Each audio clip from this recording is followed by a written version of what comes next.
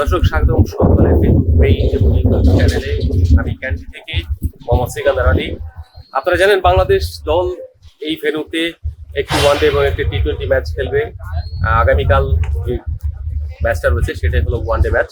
এটা সিরিজের শেষ ম্যাচ এবং এই ম্যাচটি দিয়ে সিরিজের সমাপ্ত যেহেতু হবে, এই ম্যাচের ডিসাইডার সিরিজ ডিসাইডার। কারণ হচ্ছে যে বাংলাদেশ জিতলে সিরিজ জিতবে, শ্রীলঙ্কা জিতলে সিরিজ জিতবে।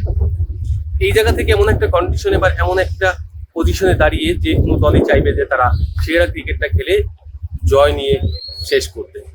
বাংলাদেশের লক্ষ্যটা খুবই সিগনিফিকেন্ট এবং খুবই একটা নির্দিষ্ট ডিরেকশনে, যে কোনো মূল্যে তারা সিরিজটা জিততে চায়। এই কারণে জিততে চায় যে বাংলাদেশ লাস্ট 6টা সিরিজের মাত্র একটি জিততে পেরেছে, অর্থাৎ 2014 সাল থেকে 2023 সালের বিশ্বকাপের আগ পর্যন্ত। অর্থাৎ যদি আপনি ক্রিকেট বর্ষপঞ্জি ফলো করেন তাহলে আপনার জুলাই থেকে পরবর্তী জুনের 30 তারিখ পর্যন্ত একটা ক্যালেন্ডার ফলো করা হয়। সেই ক্যালেন্ডার অনুযায়ী বাংলাদেশ কিন্তু গত এক বছরে ক্যালেন্ডার ইয়ারে, ক্রিকেট ক্যালেন্ডার ইয়ারে একেবারে ভালো ক্রিকেট খেলেনি এই 50 ওভারের গেমে। আপনার যে ম্যাচ সিরিজটা জিতেছিল সেই সিরিজটাও কিন্তু শ্রীলঙ্কার বিপক্ষে ছিল দেশের মাটিতে। সেদিক থেকে বলা যায় যে বাংলাদেশ যদি এই সিরিজটা জিততে পারে তাদেরকে কামব্যাক করার জন্য এই যে ভালো প্ল্যাটফর্ম আর হতে পারে না। তারা যেভাবে ব্যাকফুটে রয়েছে, ব্যাট ম্যাচের মধ্যে দিয়ে যাচ্ছে, সেই জায়গা থেকে উত্তরণের উত্তম সময় এখনই। এই কারণে সময় এখনই বলা হচ্ছে। শ্রীলঙ্কা দলটা কিন্তু খুব বেশি যে উন্নতি করেছে গত 2 বছরে তা কিন্তু নয়। তারা ঘরোয়া ক্রিকেটগুলিতে, তারা যেখানে ডোমেস্টিক সিরিজগুলি খেলে, সেই ডোমেস্টিক বা দেশের মাটিতে সিরিজগুলো কিন্তু তারা খুব ভালো খেলে এবং প্রেমাদাসার ভূমিকা রয়েছে এখানে। বা এখানে যারা নিউজিল্যান্ড বা অস্ট্রেলিয়ার যেসব দলগুলো এখান থেকে আসছে, এশিয়ার বাইরের সেই দলগুলিকে এই ভেন্যুতে খেলা দেয়, তারা এই জায়গায় সফল। বাংলাদেশ এই ভেন্যুতে খুব বেশি ভালো ক্রিকেট না খেললেও খেলার অভিজ্ঞতা রয়েছে এবং তারা জানে যে কিভাবে খেলতে হয়। যদিও সর্বশেষ 2023 সালের যে ম্যাচটা খেলেছিল সেই ম্যাচে ভালো পারফর্ম করতে পারেনি। ব্যাটিংয়ে খুব দ্রুতই অল আউট হয়ে গেছিল 163 রানে সম্ভবত। তো সেই জায়গা থেকে যদি চিন্তা করেন, বাংলাদেশ এই ভেন্যুতে খেলে 2013 সালে একটি ওয়ানডে ম্যাচ জিতলেও সেটা ছিল কাটেল ওভারের ম্যাচ। 302 রান করেছিল শ্রীলঙ্কা 9 উইকেটে। তার জবাবে বাংলাদেশ 26 ওভার খেলার সুযোগ পেয়েছিল এবং 187 রান করেছিল। তো সেই জায়গা থেকে তো বলা যায় না যে বাংলাদেশ পুরো ম্যাচ খেলেছে। পুরো ম্যাচ খেললে পরে সিনারিও কি হবে সেটা বলতে পারে না।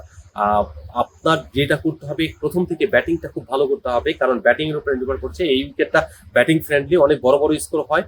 বাংলাদেশ যখন টি-20 ওয়ার্ল্ড কাপে খেলেছিল 2012 সালে, তখনও এখানে বড় স্কোর হয়েছে। বাংলাদেশকে ওইভাবে ফেস করতে হয়েছে।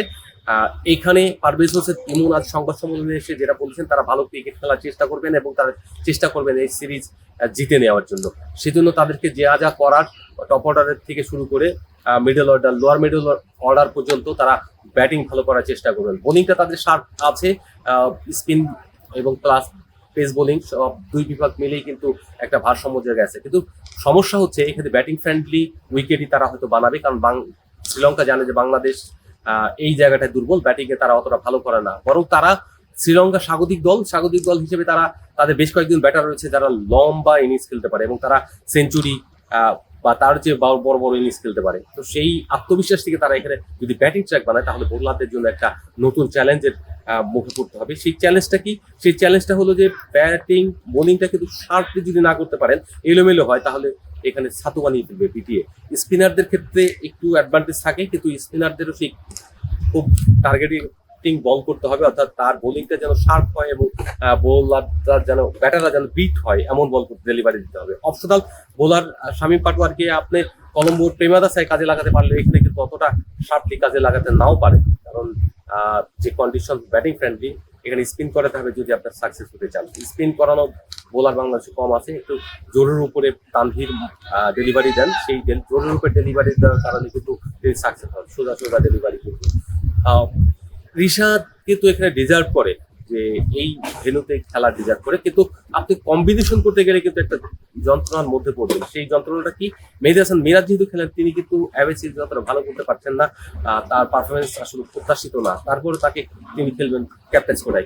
বাদ বাকি যেটা থাকে সেখানে আপনার রিশাদ যদি সুযোগ পায় বা তাকে সুযোগ দিতে হয়, তাহলে একজন স্পিনার বানাতে হবে, একজন পেস বোলার কমাতে হবে। তাসকিন আহমেদ ফিরছেন এই ম্যাচে দিয়ে, সেটা একটা ভালো দিক, কারণ পেস বোলিং এর প্রাণ হলেন তাসকিন আহমেদ। তার অভিজ্ঞতা দিয়ে তিনি জানেন কিভাবে প্রতিপক্ষকে ডিফেন্ড করতে হয়, প্রতিপক্ষ ব্যাটারদেরকে টুইট করতে হয়। তো সুতরাং আশা করা যায় এই উইকেটে বাংলাদেশ তার পূর্বের অভিজ্ঞতা কাজে লাগাবে। একইভাবে তারা বড় ইনিংস খেলার যে প্র্যাকটিস, সেই প্র্যাকটিসটা করে তারা এখান থেকে নিজেদেরকে বুস্ট করবে। বিশেষ করে টপ অর্ডারে যত দুই তরুণ রয়েছেন, পারভেজ হোসেন ইমন এবং তাজিদ হাসান তামিম। তামিম একটা ছন্দে রয়েছেন, পারভেজও গত ম্যাচে রান পেয়েছেন। সেই জায়গা থেকে তারা যদি একটা জুটি করে দিতে পারেন, ভালো স্টার্ট দিতে পারেন, পাওয়ার প্লেটা যদি ফুললি কাজে লাগে, তাহলে মিডল অর্ডারে যারা রয়েছেন নাজমুল শান্ত থেকে শুরু করে যারাই আছেন এখানে, তারা যদি একটা ছোট ছোট জুটিও করেন, একটা ভালো নক দেন কেউ একজন মাঝখান থেকে, তাহলে একটা বড় স্কোর দাঁড়াবে। এখানে 300 স্টেপ তারা করার যেমন একটা মেন্টালিটি রাখতে হবে,